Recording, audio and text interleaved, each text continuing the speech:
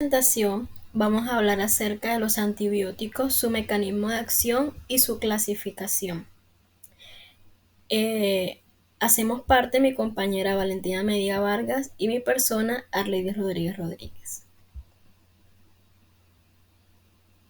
Bueno, los mecanismos de acción de los antibióticos los podemos clasificar en 5 y son, primeramente, los inhibidores de la síntesis de la pared celular. Segundo, los que se encargan de la alteración en la membrana citoplasmática. Tercero, los inhibidores de la síntesis de proteína. Como cuarto, los que se encargan también de provocar una interferencia en la síntesis de ARN y ADN. Y también los que se encargan de provocar una inhibición de las vías metabólicas. Ahora, primeramente comencemos con el primer grupo, que son los inhibidores de la síntesis de la pared bacteriana o de la pared celular. Pues la pared celular es esta que estamos viendo aquí en la imagen y que se encargan de inhibir en este caso la pared bacteriana, justamente esta, y como vemos un zoom en esa región, básicamente esta pared bacteriana también está formada por unos péptidos glucanos que se conocen como mureína. Y hay diferentes componentes que forman estas relaciones que podemos encontrar aquí, que básicamente forman parte de esta pared bacteriana. Ahora, son diferentes los tipos de antibióticos que se encargan de cortar, en este caso, esos enlaces o estas uniones para evitar la formación de esta bacteria y posteriormente la destrucción de esta pared bacteriana. Ahora, si esta pared bacteriana está inestable o está destruida, pues entonces fácilmente la bacteria llegará a destruirse por completo. Y como ejemplo, los fármacos que forman parte de estos grupos de los inhibidores de la síntesis de esta pared, pues son principalmente los betalactámicos. Y también encontramos otros, como lo vemos en la imagen, que son la fosfomicina. Cada uno de estos participa en una región en específico. Por ejemplo, uno puede cortar un enlace, otro puede servir de unión. Pero lo que estos tienen en común es que actúan como tal ya afectando en este caso pues la pared celular de la bacteria. Ahora, si afectamos la pared bacteriana, pues afectamos la pared y estamos matando la bacteria. Por lo tanto, aquí se va a ejercer una función bactericida. Entonces, en conclusión, los inhibidores de la síntesis de la pared son antibióticos bactericidas.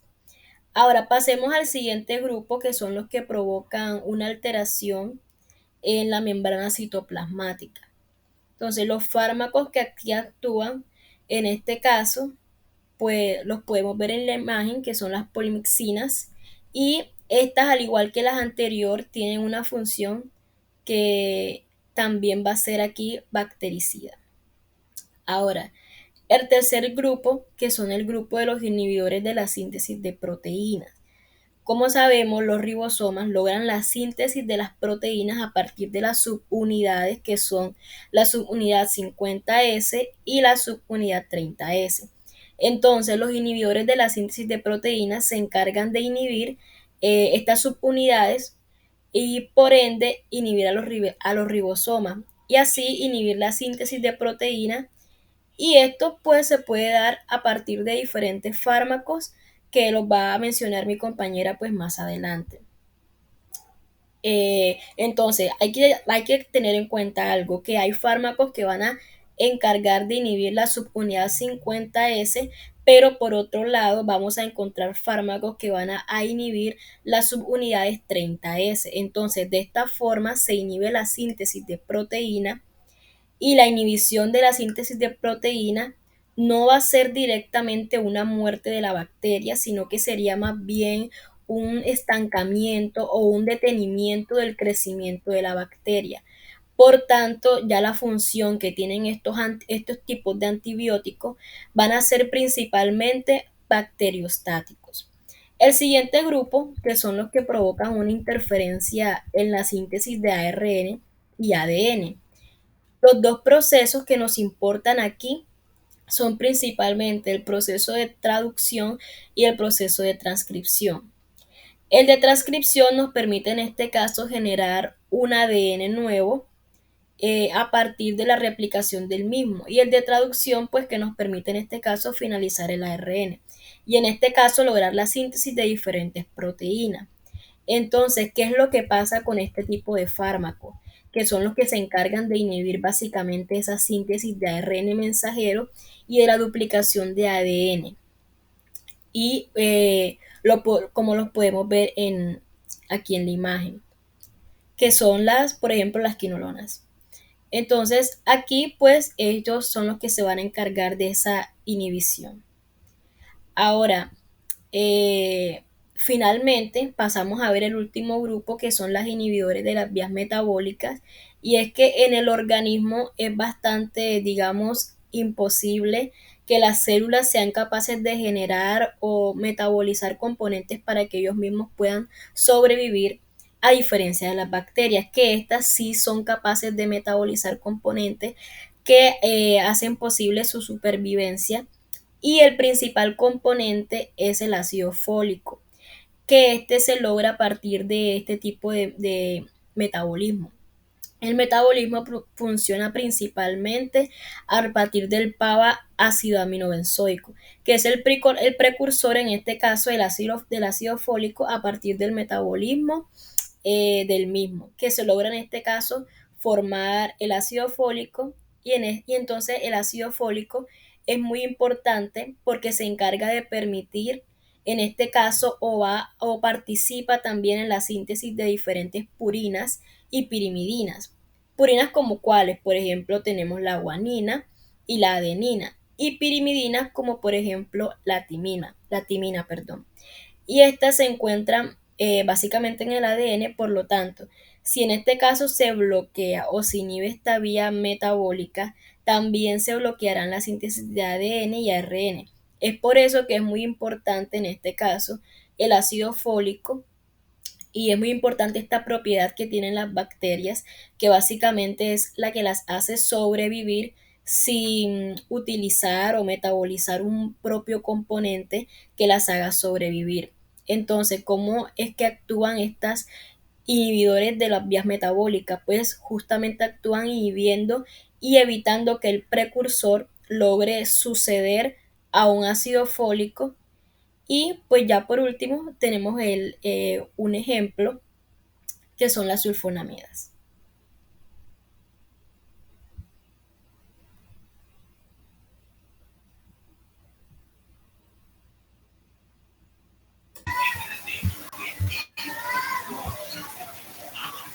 Bueno, para seguir, encontramos la clasificación. Como lo mencionaba mi compañera, este grupo farmacológico o estos medicamentos comprende pues una amplia gama. Son bastantes, son muchos. Encontramos los betalactámicos, como lo mencionaba mi compañera, aquí encontramos las penicilinas, los macrólidos, las cefalosporinas, y bueno, entre otros que ya mencionaré. Los betalactámicos, como lo mencionó mi compañera, de mecanismo de acción, estos inhiben, o su mecanismo de acción comprende la inhibición de la última etapa de la síntesis de la pared celular bacteriana. Aquí podemos encontrar la penicilina, que impide la síntesis de la pared de los microorganismos al inhibir la enzima transpeptidasa. Y esta acción va a evitar la formación del peptidoglucano y por lo tanto el entrecruzamiento, lo cual este le permite esa rigidez o esa fuerza a la pared de la bacteria. Encontramos la penicilina G, la penicilina BK, la amoxicilina, la ampicilina, y bueno, entre otros. Encontramos los macrólidos como la citromicina, la claritromicina, la eritromicina, que también parte su mecanismo de acción en la inhibición de la síntesis proteica bacteriana, alterando la translocación. Encontramos también las cefalosporinas. Sabemos que estas comprende, pues, o se divide en generación. Esto es por básicamente dividirlas de acuerdo a los espectros de su actividad antibacteriana, como podemos encontrar en la literatura. sabemos que son de amplio espectro y de reducido espectro reducido. Aquí encontramos las cefalosporinas de primera generación, encontramos la cefalotina, la cefasolina, perdón, la cefadrina, cefapirina, entre otros. Las de segunda generación también encontramos la cefuroxima, que es muy común. Eh, de tercera generación encontramos la ceftriaxona, que también es muy común encontrar en los pacientes que hemos ido estudiando a lo largo de nuestra carrera. Y también en la cuarta generación encontramos el cefepime, cefpirone, entre otros. Las fluoroquinolonas, también encontramos levofloxacino, entre otros. Esto también tiene un efecto bactericida. Las tetraciclinas también son muy importantes mencionarlas. Estas actúan inhibiendo la síntesis de las proteínas bacterianas mediante la unión a la subunidad ribosomal 30S, como lo mostraba mi compañera, sería acá en esta parte. Bueno, aquí encontramos la doxiciclina, erabaciclina, tetraciclina, entre otros, y también encontramos lo que mi compañera mencionaba acá, del ácido fólico, acá en la inhibición de las vías metabólicas, encontramos la trimetropina y el sulfametoxazol. Allí ellos trabajan juntos para inhibir la capacidad de la bacteria para producir este ácido fólico, el cual es necesario para producir ADN y proteínas. ¿Y esto qué va a prevenir? Esto va a prevenir que las bacterias se multipliquen. También encontramos las glicosámidas como la lincomicina y la clindamicina. Estos se unen a la unidad 50 de ese ribosomal de las bacterias, lo que van pues a generar esa inhibición de la síntesis de proteínas. También encontramos los carbapenémicos como el meropenem, el ipenemem. Estos son antibióticos de amplio espectro, el cual pues pueden ser utilizados para una amplia gama de bacterias, y los monobactámicos como el astreonam. Muchas gracias. Gracias.